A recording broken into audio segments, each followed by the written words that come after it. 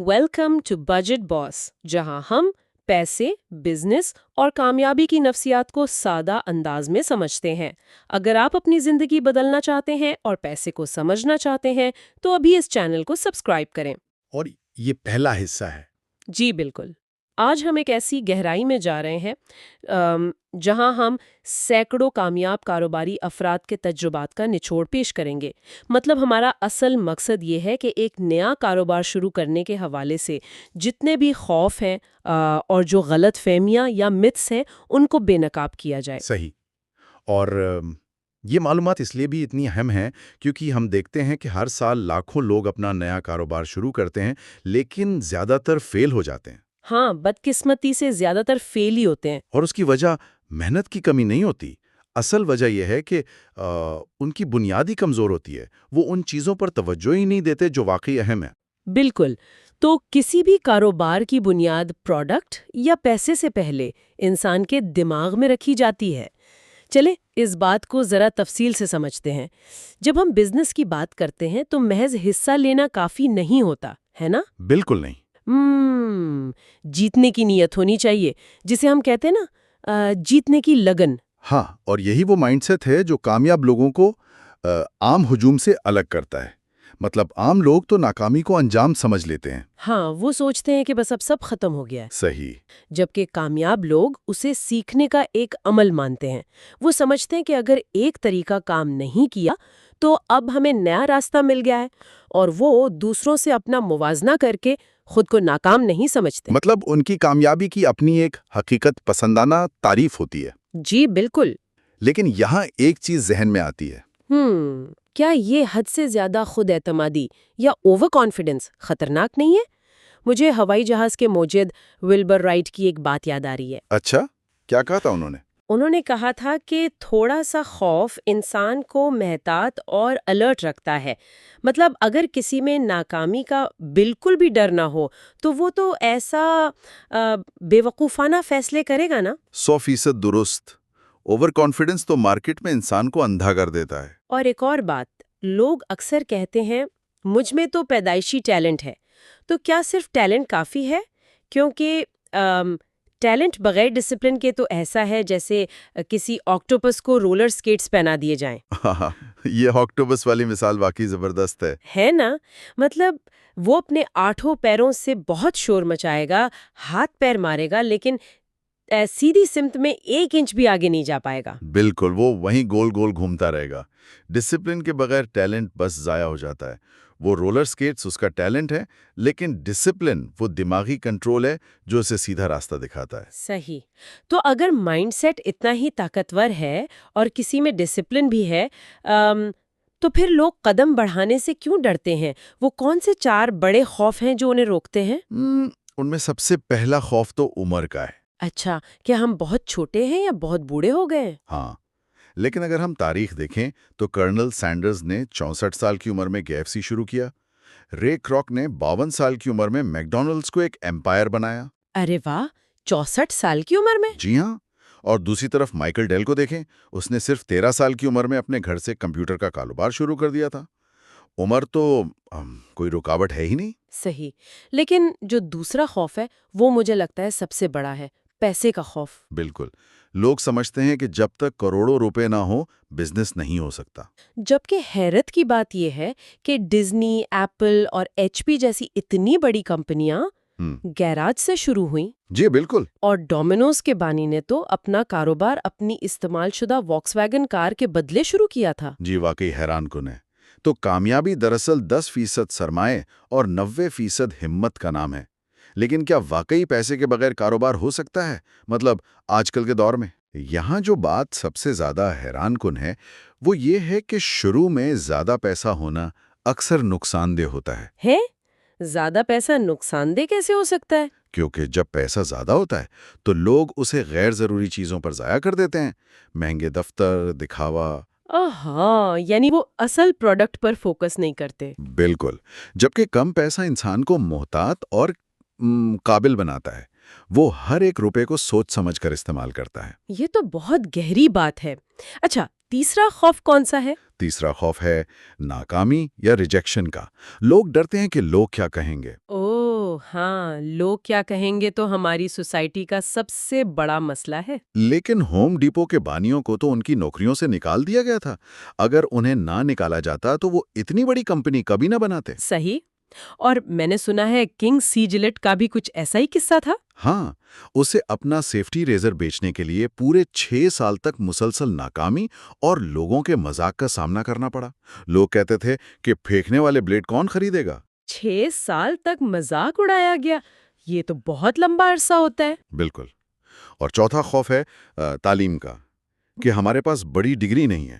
ہاں، کہ MBA نہیں کیا ہوا۔ جبکہ دی باڈی شاپ کی بانی انیتا روڈک نے تو باقاعدہ مشورہ دیا تھا کہ بزنس اسکول سے دور رہو۔ واقعی انہوں نے ایسا کیوں کہا؟ کیونکہ وہ مانتی تھیں کہ یہ اسکولز کتابی باتیں سکھاتے ہیں، کسٹمر سے جڑنا نہیں سکھاتے۔ مائیکل ڈیل اور اسٹیو جابز دونوں ہی کالج ڈراپ آؤٹ تھے۔ صحیح۔ تو خوف پر قابو پانے کے بعد اب باری ہے ان غلط فہمیوں کی جو مارکیٹ میں پھیلی ہوئی ہے، جنہیں ہم متس کہتے ہیں۔ ہاں، متس تو بے شمار ہیں۔ سب سے بڑی مت تو یہ ہے کہ کاروبار کے لیے وینچر کیپٹلسٹس یا بڑے انویسٹرز کی ضرورت ہوتی ہے۔ یہ سب سے بڑی غلط فہمی ہے۔ حقائق بتاتے ہیں کہ کسی عام بزنس کو وینچر کیپٹلسٹ سے فنڈنگ ملنے کے امکانات 4000 میں سے ایک ہیں۔ 4000 میں سے ایک؟ یہ تو بہت کم ہے۔ بالکل، یہ امکان اتنا کم ہے کہ شاور میں گر کر مرنے کے امکانات اس سے زیادہ ہیں۔ ہاں، شاور میں گر کر مرنے کے؟ اگر وینچر کیپٹل کے چانس اتنے ہی کم ہیں تو ہر کوئی اپنا لیپ ٹاپ اٹھا کر ان کے پیچھے کیوں بھاگتا ہے؟ کیونکہ میڈیا صرف ان چند لوگوں کو دکھاتا ہے جو راتوں رات کامیاب ہو جاتے ہیں۔ میڈیا ان 3999 لوگوں کو نہیں دکھاتا جنہیں فنڈنگ نہیں ملی۔ ہاں، وہ اصل زمینی حقائق کو چھپا دیتے ہیں۔ یہ تو بہت بڑا دھوکہ ہے۔ ایک اور مت یہ ہے کہ ہمیشہ کسی بہت منافع بخش انڈسٹری کا انتخاب کرنا چاہیے۔ تو کیا ایسا نہیں کرنا چاہیے؟ نہیں، کیونکہ زیادہ تر لوگ ایسی انڈسٹری میں جاتے ہیں جہاں فیل ہونے کا چانس سب سے زیادہ ہوتا ہے، جیسے ہوٹلنگ یا ریسٹورانٹس۔ ہاں، سب کو لگتا ہے کھانے پینے کا کام تو چلے گا ہی، جبکہ انہیں ہائی گروتھ والے شعبوں جیسے کمپیوٹر یا ٹیکنالوجی میں جانا چاہیے۔ صحیح۔ اور ایک مت یہ بھی تو ہے کہ اپنا کاروبار کرنے والے سب امیر ہوتے ہیں اور پرائیویٹ جیٹس میں گھومتے ہیں۔ یہ تو سب سے بڑا مذاق ہے۔ حقیقت یہ ہے کہ ایک عام کاروباری شخص سالانہ بمشکل $39,000 کماتا ہے۔ یہ تو بعض اوقات کسی کام سی نوکری کرنے والے کی تنخواہ سے بھی کم ہے۔ بالکل، شروع کے سالوں میں سارا پیسہ واپس بزنس میں ہی لگانا پڑتا ہے۔ اچھا، اگر ہمیں غلط انڈسٹری سے بچنا ہے اور ان متس سے بھی بچنا ہے تو پھر ایک شاندار آئیڈیا کیسے تلاش کیا جائے؟ آئیڈیا وہ ہوتا ہے جو آپ کے شوق یعنی پیشن اور مارکیٹ کی ڈیمانڈ کو آپس میں جوڑ دے۔ یہاں سے بات واقعی بہت دلچسپ ہو جاتی ہے، کیونکہ اچھی پروڈکٹ خود بخود نہیں بکتی، بلکہ اسے خریدار کا کوئی مسئلہ حل کرنا ہوتا ہے نا۔ 100%۔ آپ لیوا اسٹراس کی مثال لے لیں۔ ہاں، وہ سونا تلاش کرنے گیا تھا نا؟ جی، لیکن اس نے وہاں سونا کھودنے کے بجائے یہ دیکھا کہ کان کنوں کو مضبوط پینٹ کی ضرورت ہے، کیونکہ ان کے کپڑے جلدی پھٹ جاتے تھے۔ آہا، اور یوں 501 بلو جینز بنی، اس نے ان کا مسئلہ حل کر دیا۔ بالکل۔ اور اسی طرح گیری کامر کا قصہ ہے، اسے سیلنگ یعنی کشتیاں چلانے کا شوق تھا۔ اچھا، تو اس نے کیا کیا؟ اس نے دیکھا کہ مارکیٹ میں سیلنگ کے لیے اچھے کپڑے اور گیئر نہیں ملتے، اس نے اسی ڈیمانڈ کو پورا کیا اور لینڈز اینڈ جیسی بہت بڑی کمپنی بنا ڈالی۔ زبردست۔ اور میں ہیگن ڈاز آئس کریم کے بارے میں پڑھ رہی تھی۔ جی، انہوں نے تو پوری مارکیٹ ہی بدل دی تھی۔ ہاں، سب کمپنیاں آئس کریم کی کوالٹی گرا کر قیمت کم کرنے میں لگی تھیں، لیکن انہوں نے الٹا کیا۔ انہوں نے مہنگی اور خالص آئس کریم بنا کر ایک نئی ڈیمانڈ پیدا کر دی۔ بالکل، انہوں نے ان لوگوں کو ٹارگٹ کیا جو کوالٹی چاہتے تھے۔ لیکن ایک سوال ہے، اگر مجھے پتھروں پر پینٹ کرنے کا بہت شوق ہے اور میں سارا دن یہی کرتی ہوں، لیکن مارکیٹ میں کوئی اسے خریدنا نہیں چاہتا، تو کیا یہ بزنس ہے؟ اگر ہم اسے بڑی تصویر سے جوڑیں تو اس کا سیدھا سا جواب ہے نہیں، یہ بزنس نہیں ہے۔ تو پھر یہ کیا ہے؟ یہ ایک مشغلہ ہے، ایک ہابی ہے۔ جذبہ اہم ہے، لیکن کاروبار کا اصول یہ ہے کہ وہ چیز بیچیں جو گاہک خریدنا چاہتا ہے، نہ کہ وہ جو آپ بیچنا چاہتے ہیں۔ صحیح، کسٹمر کی جیب سے پیسہ نکلوانا ضروری ہے۔ اچھا، اب آپ کے پاس آئیڈیا آ گیا، شوق بھی ہے اور ڈیمانڈ بھی ہے، تو کیا اب کل صبح جا کے دکان کھول لینی چاہیے؟ بالکل نہیں۔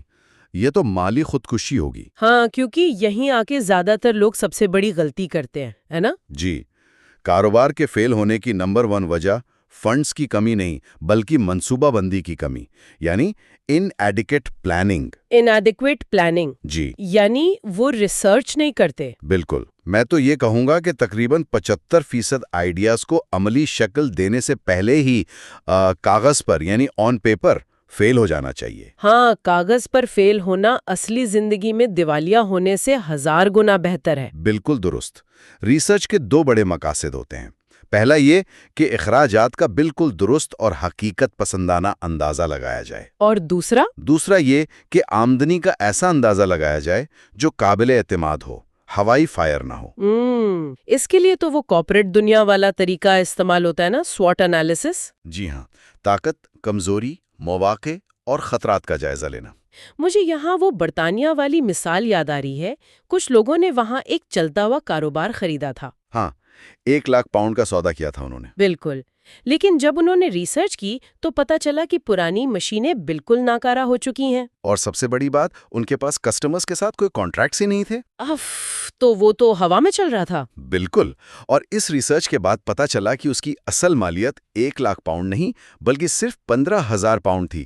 ریسرچ نے انہیں پوری طرح ڈوبنے سے بچا لیا۔ تو اس سب کا اصل مطلب کیا ہے؟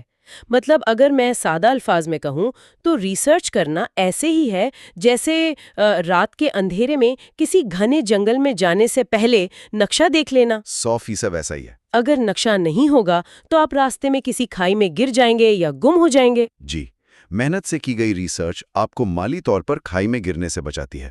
بالکل۔ تو اگر ہم اس ساری گفتگو کو سمیٹیں تو کامیابی کا راستہ اپنے ذہن کو مضبوط کرنے، عمر اور پیسے کے خوف کو شکست دینے اور مارکیٹ کے اصل مسائل کو سمجھنے سے گزرتا ہے۔ اور اس کے ساتھ ساتھ گہری ریسرچ کرنے سے بھی۔ ہاں، ریسرچ تو بہت ضروری ہے۔ تو دیکھنے اور سننے والوں، یہ تو تھا پہلا حصہ جس میں ہم نے ذہن بنایا اور آئیڈیا ڈھونڈا۔ جی، لیکن کیا دیکھنے والے جانتے ہیں کہ بہترین پروڈکٹ اور بے تحاشا کسٹمرز ہونے کے باوجود بھی ایک چلتا ہوا کاروبار کیوں اچانک برباد ہو جاتا ہے؟ یہ ایک بہت گہرا سوال ہے۔ اگلے حصے میں ہم بتائیں گے بزنس ماڈلز کا وہ راز اور کیش فلو کی وہ خاموش موت، یعنی ڈیتھ بائی 1000 کٹس، جو اچھوں کو لے ڈوبتی ہے۔ اسے بالکل مس مت کیجیے گا۔ اور اسے مس نہ کرنے کی ایک اور وجہ بھی ہے۔ ایک آخری بات سوچنے کے لیے بتاتا چلوں، جو کتاب کے ڈیٹا فگر 3-1 سے لی گئی ہے۔ وہ کیا ہے؟ تحقیق بتاتی ہے کہ کاروبار کو بہتر بنانے کے 79% آئیڈیاز خود مالک کے ذہن سے نہیں آتے۔ تو کہاں سے آتے ہیں؟ وہ کسٹمرز، ملازمین اور حریفوں کو دیکھنے سے آتے ہیں۔ ارے واہ، 79%!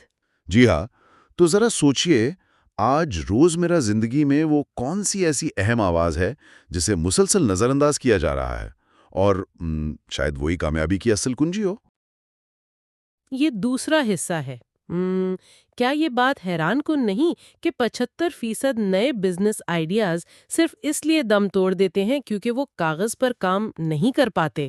بالکل، اور اس سے بھی زیادہ عجیب بات یہ ہے کہ مارکیٹ کے ماہرین اسے ایک زبردست کامیابی مانتے ہیں۔ ہاں، اور آج کی اس تفصیلی گفتگو میں ہم the entrepreneurs guide to building a successful business کے نوٹس کا جائزہ لے رہے ہیں۔ ہمارا مقصد یہ دیکھنا ہے کہ کچا آئیڈیا جو کسی کے ذہن میں صرف ایک خیال ہوتا ہے، وہ ایک ٹھوس حقیقت میں کیسے بدلتا ہے۔ صحیح، اور بغیر کسی پیچیدہ زبان کے ہم بالکل سادہ انداز میں ان نوٹس کو ڈی کوڈ کریں گے، کیونکہ دیکھیں، جب کوئی نیا بزنس شروع کرنے کا سوچتا ہے نا، تو ذہن میں خیالات کا ایک طوفان ہوتا ہے۔ یہ پروڈکٹ بنائیں گے، وہ سروس دیں گے۔ ایسا ہی ہوتا ہے۔ لیکن سورس مٹیریل ایک بہت بنیادی اصول یاد دلاتا ہے کہ کسی بھی نامعلوم راستے پر جانے سے پہلے نقشہ ضروری ہے، اور بزنس کی دنیا میں یہ نقشہ بزنس پلان کہلاتا ہے۔ ٹھیک ہے، ذرا اسے تفصیل سے دیکھتے ہیں۔ بزنس پلان کا نام سنتے ہی ذہن میں 100 صفحات پر مشتمل کوئی انتہائی بورنگ اور طویل قانونی دستاویز آتی ہے۔ ہاں بالکل۔ تو لوگ اکثر مہینوں صرف اسی پر لگا دیتے ہیں کہ اس کا فارمیٹ کیسا ہونا چاہیے۔ مطلب کیا واقعی ایک نئے دکاندار یا چھوٹے سٹارٹ اپ کو اس طرح کے لمبے مقالے کی ضرورت ہوتی ہے؟ یہاں جو بات سب سے زیادہ حیران کن ہے وہ یہ ہے کہ وہ طویل دستاویزات دراصل وقت کا ضیاع ہیں۔ سورس بتاتا ہے کہ ایک بہترین بزنس پلان محض چند صفحات کا ہو سکتا ہے۔ اچھا، صرف چند صفحات کا؟ جی بالکل، اس کا مقصد کسی انویسٹر کو امپریس کرنا نہیں ہے، بلکہ خود کو حقیقت کا آئینہ دکھانا ہے۔ اور وہ جو میں نے 75% آئیڈیاز کاغذ پر فیل ہونے والی بات کی نا، وہ دراصل ایک نعمت ہے۔ نعمت کیسے؟ سوچے نا، ایک شخص مارکیٹ میں دکان کرائے پر لیتا ہے، لاکھوں کا سامان بھرتا ہے، اور پھر اسے پتا چلتا ہے کہ گاہک تو اس قیمت پر چیز خریدنے کو تیار ہی نہیں۔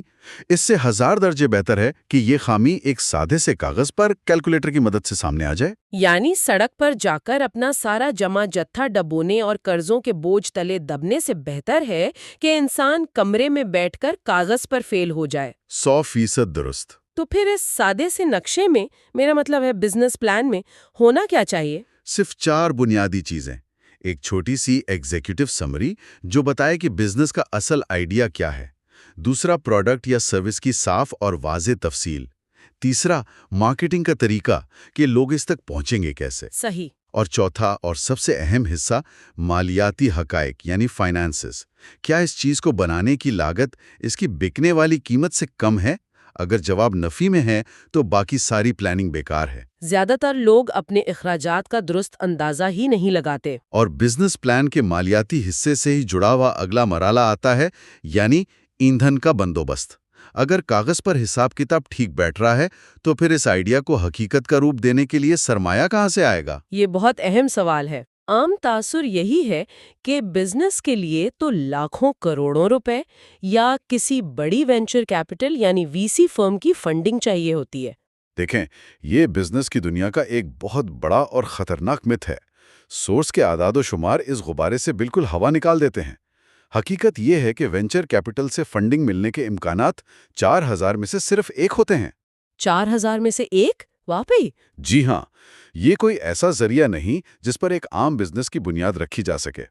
اس کے بجائے کامیاب شروعات اکثر بینکس، خاندانی ذرائع، حکومتی گرانٹس یا ٹریڈ کریڈٹ سے ہوتی ہیں۔ یہ ٹریڈ کریڈٹ کیا ہوتا ہے؟ ہاں، ٹریڈ کریڈٹ ایک بہت ہی زبردست طریقہ ہے جہاں ایک دکاندار سپلائر سے، میرا مطلب ہے کوئی بھی شخص سپلائر سے سامان ادھار لے کر اسے بیچتا ہے اور منافع رکھ کر سپلائر کو ادائیگی کر دیتا ہے۔ یہ بات ان لوگوں کے لیے بڑی تسلی بخش ہے جو سوچتے ہیں کہ جیب میں کروڑوں ہوں تو ہی مارکیٹ میں قدم رکھا جا سکتا ہے۔ مجھے یہاں سورس میں موجود وہ مثالیں بہت یادگار لگیں کہ کس طرح دنیا کی چند سب سے بڑی کمپنیوں نے بالکل معمولی پیسوں سے شروعات کی۔ بالکل، جم کیسی کی مثال لے لیں۔ انہوں نے جب یو پی ایس جیسی عالمی کوریئر کمپنی کی بنیاد رکھی تو ان کے پاس صرف $100 کا قرض اور 2 پرانی سائیکلیں تھیں۔ کوئی شاندار دفتر نہیں تھا۔ کیا بات ہے! اسی طرح نائکی کے بانیوں نے اپنی شروعات محض $300 فی گز کی سرمایہ کاری سے کی تھی۔ وہ جوتے گاڑی کی ڈگی میں رکھ کر بیچا کرتے تھے۔ تو اس کا مطلب ہے کہ کم بجٹ کوئی مجبوری نہیں بلکہ شاید ایک طرح کی طاقت ہے۔ لیکن کیا واقعی شروعات میں بہت زیادہ پیسہ ہونا کسی نئے بزنس کے لیے نقصان دہ ثابت ہو سکتا ہے؟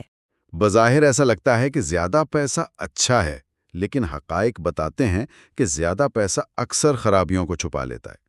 جب کسی کے پاس شروع میں ہی بہت سا سرمایہ آ جاتا ہے تو دھیان اصل کام یعنی کسٹمر کی مشکل حل کرنے کے بجائے غیر ضروری دکھاوے پر چلا جاتا ہے۔ یعنی مہنگا دفتر کرائے پر لے لیا جائے گا یا غیر ضروری سٹاف بھرتی کر لیا جائے گا۔ بالکل۔ اس کے برعکس جو کم بجٹ سے شروع کرتا ہے وہ ہر ایک پیسے کو بہت سوچ سمجھ کر خرچ کرتا ہے۔ مجبوری انسان کو اختراعی بناتی ہے اور کم بجٹ دراصل کارکردگی سکھاتا ہے، اور یہ عادت بزنس کو طویل عرصے تک مضبوط رکھتی ہے۔ یہاں بات واقعی بہت دلچسپ ہو جاتی ہے۔ یعنی زیادہ پیسہ ہونا بعض اوقات انسان کو سست اور بے پرواہ بنا دیتا ہے۔ اب فرض کریں کہ ایک شخص نے کم بجٹ کے ساتھ بہت ہی احتیاط سے اپنا بزنس شروع کر لیا، دکان کھل گئی اور پیسہ آنا شروع ہو گیا۔ صحیح۔ یہاں میں بزنس کی فائنانس کو ایک بڑھتے ہوئے بچے کی خوراک سے یا ایک گاڑی کے سفر سے تشبیہ دینا چاہوں گی۔ ہم نے نقشہ تو بنا لیا اور ہماری منزل یعنی پروفٹ یا منافع بھی واضح ہے، لیکن اس گاڑی میں جو پیٹرول ڈلے گا وہ ہے کیش۔ بہت زبردست تشبیہ ہے۔ منزل بھلے کتنی خوبصورت کیوں نہ ہو، اگر آج گاڑی میں پیٹرول ختم ہو گیا تو سفر وہیں رک جائے گا۔ پروفٹ اور کیش کے درمیانی فرق سمجھنا زندگی اور موت کا مسئلہ ہو سکتا ہے۔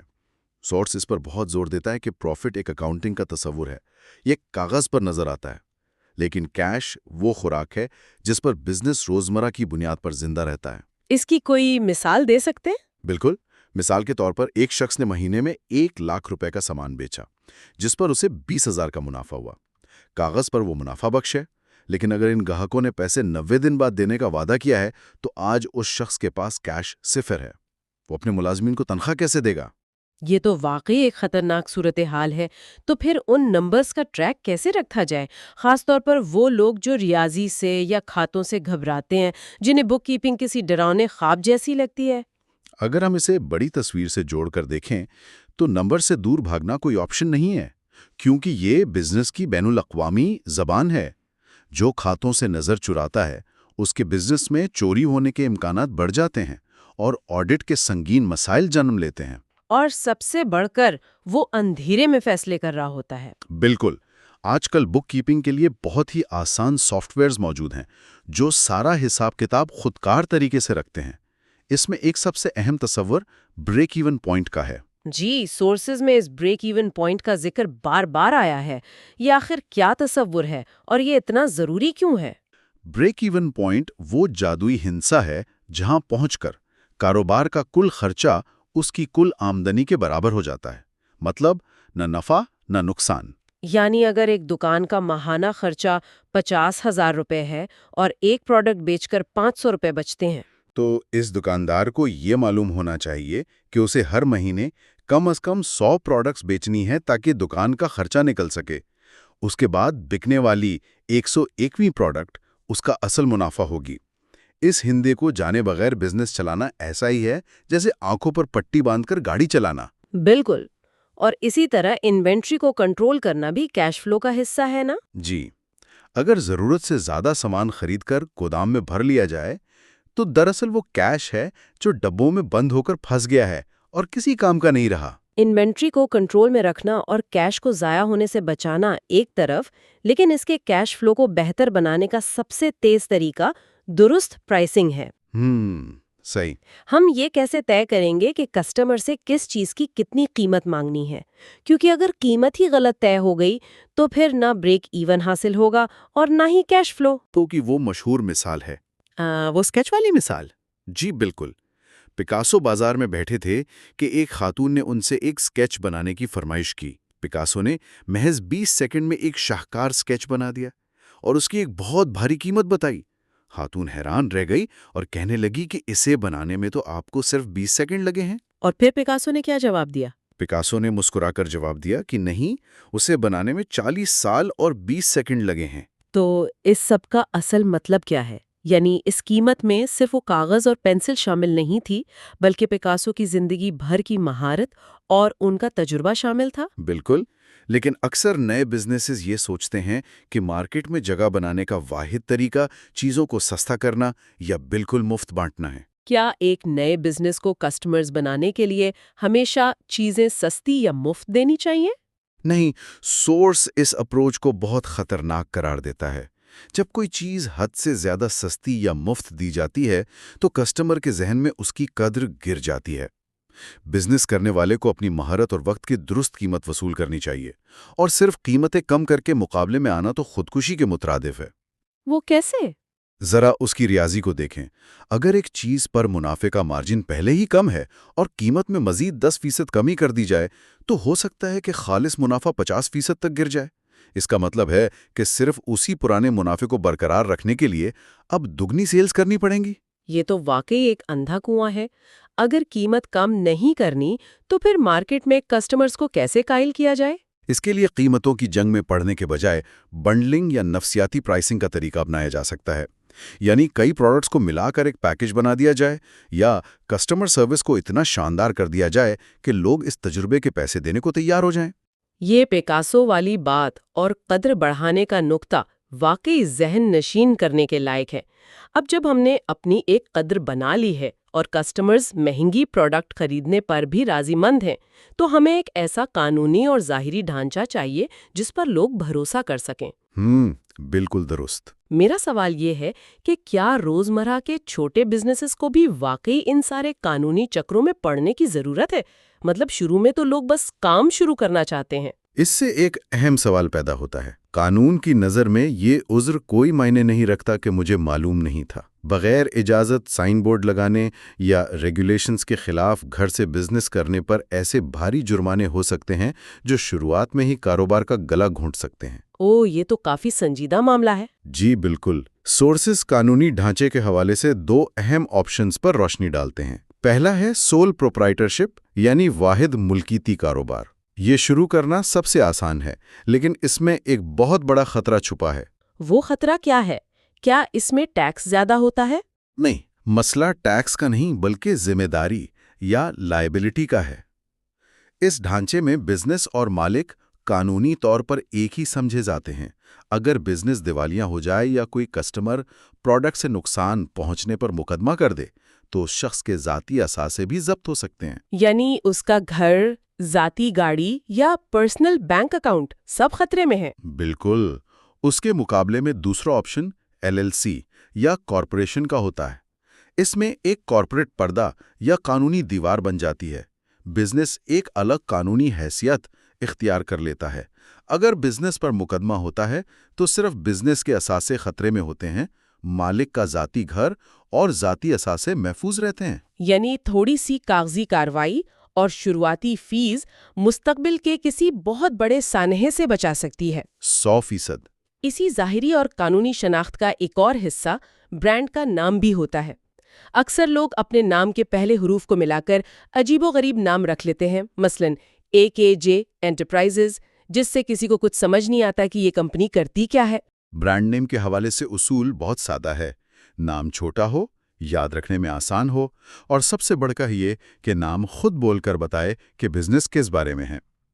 AKJ انٹرپرائزز کے بجائے اگر کلکس ہوم کمپیوٹر ریپیئرز جیسا نام ہو تو گاہک کو فوراً پتہ چل جاتا ہے کہ یہ لوگ کمپیوٹر ٹھیک کرتے ہیں۔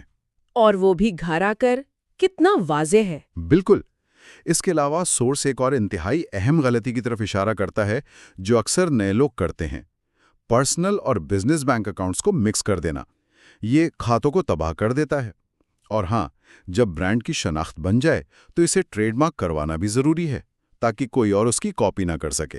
ٹھیک ہے، تو یہاں تک ہم نے نقشہ تیار کر لیا، کم بجٹ سے سرمایہ کاری دیکھ لی، کیش فلو اور بریک ایون کا حساب لگا لیا، پکاسو کی طرح اپنی قدر اور پرائسنگ طے کر لی، اور پھر LLC کے ذریعے اپنے اثاثوں کو محفوظ کرتے ہوئے ایک برانڈ بنا لیا۔ ایک مکمل پیکج تیار ہے۔ نیکی یعنی بزنس لانچ اور پروموشن۔ میں اشتہار بازی کو ایک میگا فون کی طرح دیکھتی ہوں۔ فرض کریں کسی کے پاس ایک میگا فون ہے اور وہ زور زور سے اپنی پروڈکٹ کے بارے میں بتا رہا ہے، لیکن یہ کیسے پتا چلے گا کہ اس میگا فون کا رخ درست ہجوم کی طرف ہے بھی یا نہیں؟ یہ ایک بہت اہم نکتہ ہے۔ بزنس لانچ کے وقت سب سے بڑا خطرہ یہ ہوتا ہے کہ لوگ جذبات میں آ کر گرینڈ اوپننگ کے نام پر بجٹ سے باہر نکل جاتے ہیں، مہنگے اشتہارات پر اتنا پیسہ اڑا دیتے ہیں جو ان کی جیب اجازت نہیں دیتی۔ بالکل، اور پھر پچھتاتے ہیں۔ اور پھر وہی میگا فون والی بات آتی ہے کہ کیا وہ اشتہار درست لوگوں تک پہنچ بھی رہا ہے؟ اس کو ماپنے کے لیے سورس میں ایک طریقہ کار بتایا گیا ہے جسے CPM یا کاسٹ پر 1000 کہتے ہیں، مطلب 1000 لوگوں تک پہنچنے کی لاگت۔ ذرا اس CPM کو آسان زبان میں سمجھائیں۔ اس کی کیا ضرورت ہے؟ کیا ہم صرف یہ نہیں دیکھ سکتے کہ اشتہار پر کل کتنا خرچہ آیا ہے؟ صرف کل خرچہ دیکھنا دھوکہ ہو سکتا ہے۔ فرض کریں ایک مقامی اخبار میں اشتہار دینے کا خرچہ 500 روپے ہے اور ایک سوشل میڈیا پلیٹ فارم پر اشتہار دینے کا خرچہ 5000 روپے ہے۔ بظاہر 500 روپے والا اشتہار سستا لگ رہا ہے۔ ہاں، بظاہر تو ایسا ہی ہے۔ لیکن اگر وہ اخبار صرف 1000 لوگوں تک پہنچتا ہے تو ہر ایک شخص تک پہنچنے کی لاگت 50 پیسے ہوئی۔ دوسری طرف اگر وہ 5000 والا سوشل میڈیا اشتہار 1,00,000 ٹارگیٹڈ لوگوں تک پہنچتا ہے تو وہاں ایک شخص تک پہنچنے کی لاگت صرف 5 پیسے ہوئی۔ یعنی وہ مہنگا دکھنے والا اشتہار 10 گنا زیادہ سستا اور مؤثر ہے۔ بالکل۔ CPM ہمیں یہ موازنہ کرنے کی طاقت دیتا ہے کہ کون سا میڈیم واقعی کارآمد ہے، اور اس پروموشن کے ساتھ ایک پریس کٹ بھی ہونی چاہیے جو سادے الفاظ میں صحافیوں یا انفلوئنسرز کو بتائے کہ اس بزنس سے معاشرے یا گاہک کو کیا فائدہ ہو رہا ہے۔ اور کیا ایک بار شاندار لانچ کر دینا اور اشتہار چلا دینا کافی ہوتا ہے؟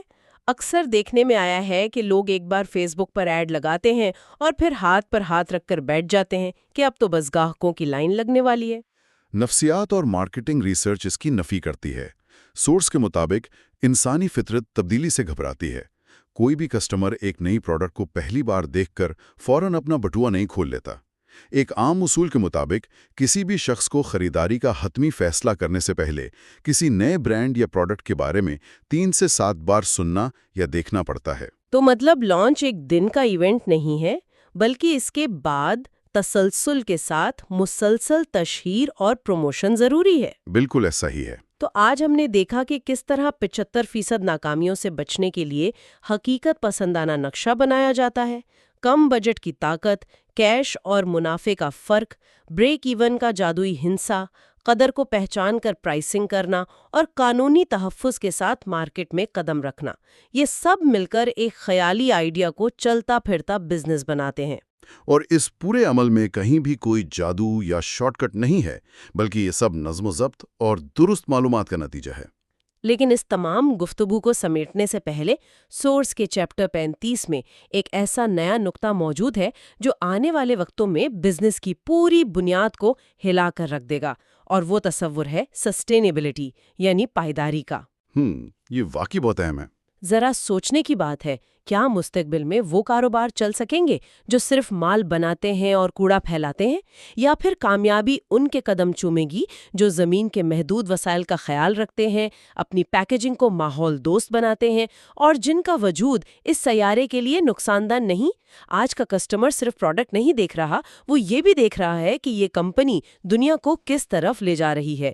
یہ ایک ایسا سوال ہے جو کسی بھی شخص کو اپنا نقشہ بناتے وقت خود سے ضرور پوچھنا چاہیے۔ بلا شبہ یہ ایک ایسا رخ ہے جو صرف منافع کے خاطوں سے بالاتر ہے، لیکن مستقبل کے منافع کا سب سے بڑا ضامن بھی یہی ہے۔ اصل کامیابی اگلے حصے میں ہے، جہاں ہم بزنس کو گرو کرنا سیکھیں گے۔ یہ تیسرا حصہ ہے، اور میں کہوں گی کہ یہ ہمارے اس سفر کا شاید سب سے اہم پڑاؤ ہے۔ ہم آج اس ڈیپ ڈائیو میں داخل ہو رہے ہیں جہاں جوناتھن ٹی اسکاٹ کی کتاب the entrepreneurs guide to building a successful business کے آخری اور سب سے کروشل حصے پر بات ہوگی۔ بالکل، اور پچھلے حصوں میں ہم نے بنیادیں رکھنے اور آئیڈیاز پر بات کی تھی، لیکن آج کا مشن بالکل مختلف ہے۔ آج ہم ڈائریکٹلی ان ایڈوانس ٹاپکس میں جائیں گے جو اصل میں ایک بزنس کو بناتے یا بگاڑتے ہیں۔ ایگزیکٹلی، یعنی ہم بزنس مینجمنٹ، کسٹمر سائیکالوجی اور مارکیٹنگ کی اصل طاقت کو سمجھیں گے۔ اس کے علاوہ سیلز کی ٹیکنیکس اور اپنے بزنس کو سکیل کیسے کرنا ہے، ان سب کو آج کور کریں گے۔ تو چلیں اس کو تفصیل سے سمجھتے ہیں۔ میرا پہلا سوال اسی حوالے سے ہے کہ بزنس مینجمنٹ کو لوگ اکثر بس ایک کرسی پر بیٹھ کر حکم چلانا سمجھتے ہیں۔ ہاں، اصل میں یہ سب سے بڑی غلط فہمی ہے۔ کتاب اس سوچ کو مکمل طور پر رد کرتی ہے۔ مینجمنٹ کا مطلب باس بننا نہیں ہے، بلکہ دوسروں کی خدمت کرنا اور رکاوٹوں کو دور کرنا ہے۔ صحیح۔ یہاں مصنف نے ایک بہت زبردست کانسیپٹ دیا ہے جسے MBWA کہتے ہیں، یعنی management by walking around. Managers کو اپنے آرام دہ کیبن سے باہر نکل کر حقائق کا سامنا کرنا چاہیے۔ اچھا، اس پر میں سوچ رہی تھی کہ اس کو ہم ایک مثال سے سمجھ سکتے ہیں، جیسے ایک زمانے میں ہم جہاز کے کپتان کی مثال دیتے تھے، لیکن آج کے دور میں ایک بزنس کسی انسانی جسم کے نروس سسٹم کی طرح ہوتا ہے۔ وہ کیسے؟ دیکھیں نا، آپ کا CEO یا مینیجر دماغ ہے، اور فرنٹ لائن پر کام کرنے والے امپلائیز اس جسم کی اعصابی رگیں ہیں، یعنی نرو اینڈنگز۔ اگر دماغ کا ان رگوں سے رابطہ کٹ جائے اور ہاتھ آگ پر رکھا ہو تو دماغ کو پتہ ہی نہیں چلے گا کہ جسم جل رہا ہے۔ بالکل، جب تک کہ بہت دیر نہ ہو جائے۔ تو یہ جو MBWA ہے، یہ اصل میں اس رابطے کو بحال رکھنے کا نام ہے۔ کیا بات ہے، بہت عمدہ مثال دی آپ نے۔ اور یہ رابطہ تبھی قائم رہ سکتا ہے جب اس دماغ میں یعنی اس لیڈر میں ایگو یا انا کا مسئلہ نہ ہو۔ ہم اکثر سمجھتے ہیں کہ سکسیسفل انٹرپرینرز بہت ضدی ہوتے ہیں۔ ہاں، ضدی تو ہوتے ہیں نا، وہ اپنے ویژن کو لے کر۔ ویژن کی حد تک مستقل مزاج ہوتے ہیں، لیکن کتاب ثابت کرتی ہے کہ وہ حقائق اور ڈیٹا کے سامنے لچک دکھاتے ہیں۔ انا اکثر فیصلوں کو تباہ کر دیتی ہے کیونکہ انسان اپنی غلطی ماننے کو تیار نہیں ہوتا۔ صحیح۔ یہاں مجھے میک ڈونلڈز کے بانی رے کراک کا وہ مشہور واقعہ یاد آ رہا ہے۔ او ہاں، بگ میک والا۔ ایگزیکٹلی رے کراک کو بگ میک کا آئیڈیا بالکل پسند نہیں تھا. وہ ذاتی طور پر اس کے سخت خلاف تھا. لیکن جب ایک فرنچائز مالک نے اس کو پریکٹیکلی بیچا اور مارکیٹ کا ڈیٹا سامنے آیا کہ گاہک اسے بے حد پسند کر رہے ہیں، تو اس نے کیا کیا؟ اس نے اپنی ایگو کو بیچ میں نہیں آنے دیا. اس نے دیکھا کہ بھئی پروفٹ ہو رہا ہے، لوگ پسند کر رہے ہیں، تو اس نے فوراً اسے اپنا لیا. اسے سمجھ آ گئی کہ مارکیٹ کی آواز اس کی ذاتی پسند سے زیادہ اہم ہے. یہ بہت پاورفل مثال ہے. یعنی جب کوئی لیڈر اپنی انا کو ایک طرف رکھ کر سننا شروع کرتا ہے تو وہ صرف اپنے آپ کو نہیں سن رہا ہوتا، وہ اپنے کسٹمرز کو سن رہا ہوتا ہے. اور بس یہیں سے کسٹمر سائیکالوجی کا دروازہ کھلتا ہے. تو چلیے پھر اس کسٹمر سائیکالوجی پر بات کرتے ہیں، کیونکہ بیسٹ مینجمنٹ کے بعد اگلا قدم تو یہی ہے نا کہ ہم سمجھیں ہمارے خریدار کیا سوچتے ہیں. بالکل.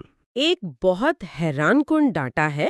کتاب بتاتی ہے کہ 68% کامیاب کاروباری مالکوں اپنے گاہکوں کو ان کے پہلے نام یعنی فرسٹ نیم سے جانتے ہیں. واقعی یہ بہت بڑا نمبر ہے، لیکن اس کے پیچھے ایک پوری سائنس ہے. میں بھی یہی سوچ رہی تھی کہ آخر نام یاد رکھنے میں ایسی کیا جادو ہے کہ لوگ مہنگے لائلٹی پروگرامز چھوڑ کر بس نام یاد رکھنے پر فوکس کریں. اصل میں کسٹمرز دو طرح کے ہوتے ہیں. ایک انٹرنل کسٹمرز جیسے آپ کے امپلائیز اور سپلائرز، اور دوسرے ایکسٹرنل کسٹمرز جو آپ سے چیز خریدتے ہیں. کتاب واضح کرتی ہے کہ اگر آپ کے انٹرنل کسٹمرز خوش نہیں ہیں تو ایکسٹرنل کبھی خوش نہیں ہو سکتے. اچھا، یعنی اپنے لوگوں کا خیال رکھنا. جی ہاں، اور اس کی ایک بہت زبردست کہانی مصنف نے سنائی ہے. ایک ملٹی ملین ڈالر کمپنی کے ٹاپ انجینئرز ایک کشتی کے ڈیزائن میں پھنس گئے تھے. ایک ٹیکنیکل مسئلہ تھا. صحیح. تبھی وہاں سے ایک عام سا خاکروب گزرا، یعنی جینیٹر. اس نے نقشہ دیکھا اور انجینئرز کو ایک بہت سادہ سا لیکن بالکل درست ٹیکنیکل مشورہ دے دیا. واو! اور انجینئرز نے کیا ری ایکشن دیا؟ انہوں نے پہلے تو اس کا مذاق اڑایا، لیکن جب پریکٹیکلی دیکھا تو آئیڈیا کام کر گیا. انہوں نے وہ آئیڈیا استعمال کیا، کروڑوں کا فائدہ اٹھایا، لیکن اس جینیٹر کو ایک شکریہ تک نہیں کہا. یہ تو بہت غلط بات ہے. پھر کیا ہوا؟ پھر جینیٹر نے جو کہا اس نے کمپنی کی بنیادیں ہلا دی. اس نے کہا کہ تم نے میرا مذاق اڑایا اور آئیڈیا چرا لیا. اب اگر اس کمپنی کی جان بھی جا رہی ہو نا تو میں کبھی مدد نہیں کروں گا. اور حیرت کی بات یہ تھی کہ وہ جینیٹر خود ایک کشتی کا مالک تھا اور ان چیزوں کو بہت اچھی طرح سمجھتا تھا. اوہ! یعنی انہوں نے اپنا ایک بہت بڑا انٹرنل ریسورس ہمیشہ کے لیے کھو دیا. دیتے تو وہ انٹرنل کسٹمر خوش ہوتا. لیکن ایک پوائنٹ یہاں یہ بھی ہے کہ ہمیں اکثر ایسے گاہک ملتے ہیں جو واقعی بہت مشکل ہوتے ہیں، غصے والے یا جن کو ہینڈل کرنا عذاب لگتا ہے. ان سے ہم کیسے نپٹ سکتے ہیں؟ دیکھیں، مشکل گاہکوں کو ہینڈل کرنے کی سب سے بہترین ٹیکنیک ہے ایموشنل ڈیٹیچمنٹ، یعنی جذباتی طور پر خود کو الگ کر لینا. مطلب ان کی بات کو دل پر مت لیں. بالکل. جب ایک کسٹمر چیخ رہا ہوتا ہے نا تو وہ آپ پر ذاتی حملہ نہیں کر رہا، وہ سسٹم کی خرابی یا کسی پرابلم پر اپنا غصہ نکال رہا ہے. اگر آپ پرسکون رہیں، غور سے سنیں، تو وہی غصے والا انسان آپ کا سب سے وفادار کسٹمر بن سکتا ہے. ہاں، کیونکہ اسے لگتا ہے کہ کسی نے اس کی بات کو توجہ سے سنا. اور جب ہم گاہک کے دماغ کو سمجھنے لگتے ہیں تو میرے خیال میں مارکیٹنگ بھی آسان ہو جاتی ہے. بہت آسان ہو جاتی ہے، کیونکہ مارکیٹنگ صرف مہنگے اشتہارات کا نام نہیں ہے. یہاں بات واقعی بہت دلچسپ ہو جاتی ہے. میں اس بارے میں کتاب کی ایک سٹوری شیئر کرنا چاہوں گی. مصنف نے ایک دفعہ اپنے مقابلے میں ایک بہت بڑی کمپنی کو ہرا دیا تھا، اور وہ بھی کسی فون لائن یا مہنگے ایڈورٹائزمنٹ کے بغیر. اچھا، وہ کیسے؟ اس نے بس مقامی سکولز اور کمیونٹی سینٹرز میں جا کر لوگوں سے ڈائریکٹ ذاتی تعلق بنایا، ان کے مسائل سنے، اور بس اس پرسنل ٹچ نے اسے جیت دلا دی. کیا بات ہے! اور یہی تو مارکیٹنگ کی اصل طاقت ہے. مارکیٹنگ دراصل گاہک کے کسی مشکل کا حل بیچنے کا نام ہے، نہ کہ صرف اپنے پروڈکٹ کے فیچرز گنوانے کا. یعنی آپ کا مطلب ہے ہمیں فیچرز نہیں، بینیفٹس بیچنے چاہیے. ایگزیکٹلی. انسان کا دماغ فیچرز کو جلدی پروسیس نہیں کر پاتا، وہ تھک جاتا ہے. لیکن جب آپ اسے بینیفٹ بتاتے ہیں، اس کی مشکل کا حل بتاتے ہیں، تو وہ فوراً اٹریکٹ ہوتا ہے. صحیح. جیسے کولگیٹ کی مثال لے لیں. ہاں، کولگیٹ کی مثال بہت فٹ بیٹھتی ہے یہاں.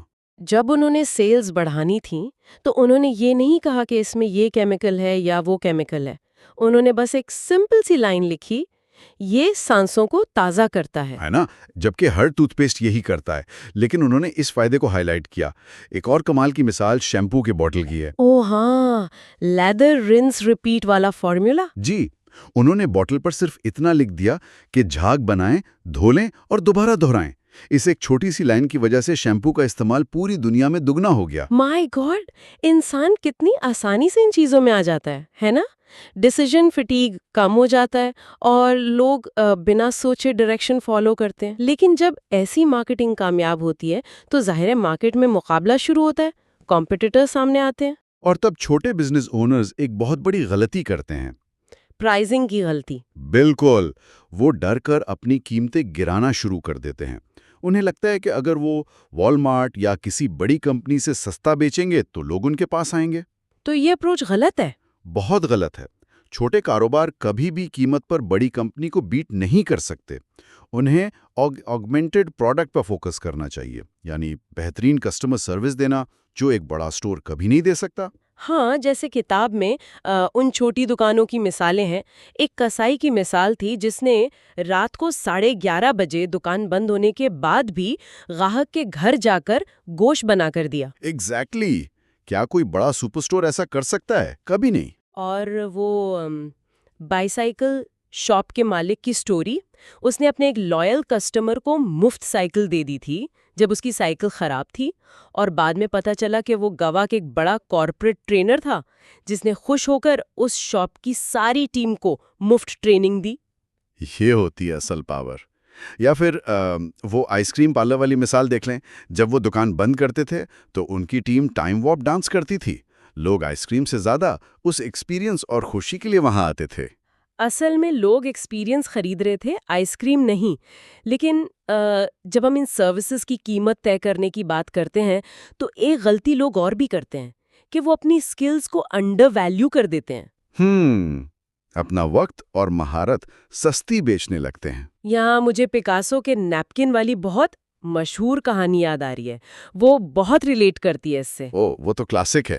پکاسو ایک کیفے میں بیٹھا تھا نا؟ ہاں، اور ایک عورت نے اسے پہچان لیا اور کہا کہ مجھے اس نیپکن پر کچھ ڈرا کر دیں۔ پکاسو نے صرف 20 سیکنڈ میں ایک ڈرائنگ بنائی اور جب اس عورت کو دی تو کہا کہ اس کی قیمت $10,000 ہے۔ $10,000 صرف 20 سیکنڈ کے لیے؟ بالکل۔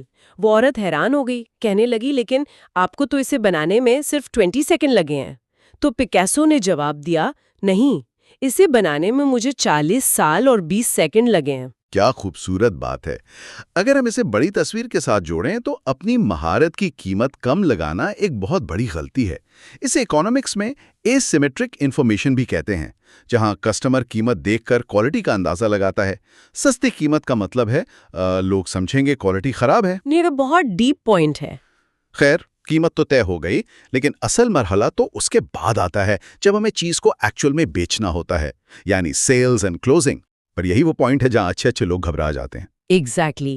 سیلز کو لوگ اکثر بہت برا سمجھتے ہیں، انہیں لگتا ہے جیسے کسی کو دھوکہ دے رہے ہیں۔ ایک بہترین سیلز کال اصل میں کیسی ہونی چاہیے؟ سیلز کال اصل میں ایک ڈاکٹر کی ڈائگنوسس کی طرح ہوتی ہے۔ آپ مریض کا مسئلہ سنتے ہیں اور دوائی دیتے ہیں، اور اس کا سب سے بڑا اصول یہ ہے کہ ایک سیلز کال 15 منٹ سے زیادہ نہیں ہونی چاہیے۔ ویٹ، واقعی صرف 15 منٹ؟ اگر میں کوئی بہت بھری مشینری یا کمپلیکس سافٹ ویئر بیچ رہی ہوں تو 15 منٹ تو بہت کم ہے۔ میں پوری پریزنٹیشن کی بات نہیں کر رہا، میں اس پہلے 15 منٹ کی بات کر رہا ہوں جہاں آپ گاہک کا دھیان حاصل کرتے ہیں۔ ان 15 منٹوں میں آپ کو یہ پروف کرنا ہوتا ہے کہ آپ ان کا کون سا دکھ دور کرنے والے ہیں۔ اچھا، یعنی ان کا درد سمجھنا۔ بالکل۔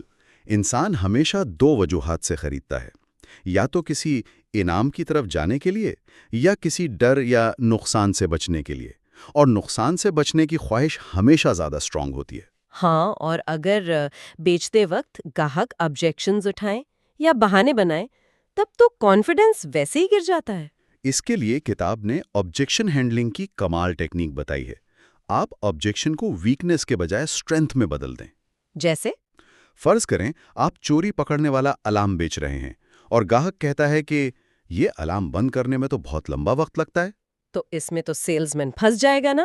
ایک عام سیلز مین پھنسے گا، لیکن ایک پرو سیلز مین کہے گا بالکل. اسی لیے تو چوری کو بھی اسے بند کرنے میں بہت وقت لگے گا اور آپ کا گھر محفوظ رہے گا. اوہ واو، یعنی آپ نے ان کے نیگیٹو بات کو اپنا سیلنگ پوائنٹ بنا دیا. یہ تو بہت سمارٹ ہے. اور جب سودا طے کرنا ہو یعنی ڈیل کلوز کرنی ہو. ڈیل کلوز کرتے وقت کبھی ایسے سوال مت پوچھیں جن کا جواب ہاں یا نہ میں ہو. جیسے کیا آپ خریدیں گے؟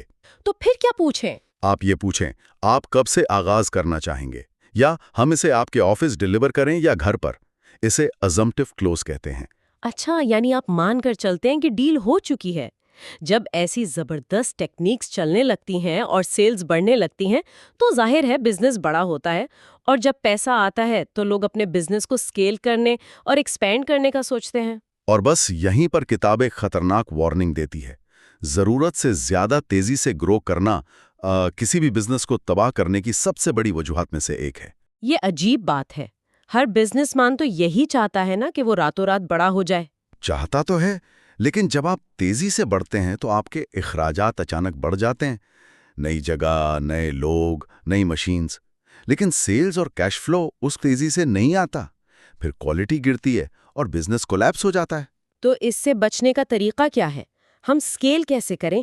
مصنف اس بارے میں کوآپریٹو نیٹ ورکنگ کا کانسیپٹ بتاتا ہے.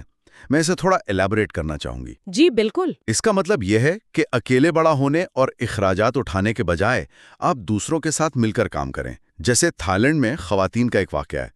انہوں نے اکیلے مشینز لینے کے بجائے مل کر ایک نوڈلز بنانے والی مشین خرید لی اور سب اسے استعمال کرنے لگیں. وہ دونوں مختلف ملکوں میں ایک دوسرے کی مارکیٹنگ اور ڈسٹریبیوشن لائنز مل کر استعمال کرتے ہیں. صحیح.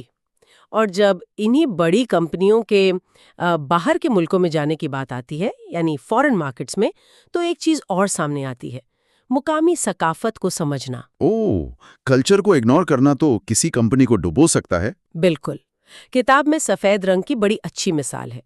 بعض ممالک، خاص طور پر مغربی کلچر میں، سفید رنگ کو امان یا شادی بیاہ کی علامت سمجھا جاتا ہے. لیکن کچھ ایشیائی ممالک میں سفید رنگ موت اور سوگ کی علامت ہے. اگر آپ وہاں اس رنگ کی پیکیجنگ لے کر جائیں گے تو لوگ خریدنا تو دور، دیکھنا بھی پسند نہیں کریں گے. ایگزیکٹلی. آپ کی پروڈکٹ جتنی بھی اچھی ہو، کلچر کے خلاف جائے گی تو فلاپ ہو جائے گی. تو اگر ہم آج کی اس پوری گفتگو یعنی اس کتاب کے نچوڑ کی طرف آئیں تو مجھے لگتا ہے ایک سکسیسفل بزنس 5 ستونوں پر کھڑا ہے: اپنے گاہک کو سمجھنا، مسلسل سیکھنا، اپنی ایگو کو ختم کرنا، نئے ویلیو پیدا کرنا، اور آخری مینجمنٹ میں اخلاقیات. ان میں سے ایک بھی ستون گرا تو پوری عمارت گر جائے گی. میں اس میں اخلاقیات والے پوائنٹ پر ضرور کچھ ایڈ کرنا چاہوں گا. جی پلیز. کاروبار کا مقصد صرف امیر ہونا نہیں ہے. اس کا مقصد اپنے آپ کو اور اپنی کمیونٹی کو بہتر بنانا ہے.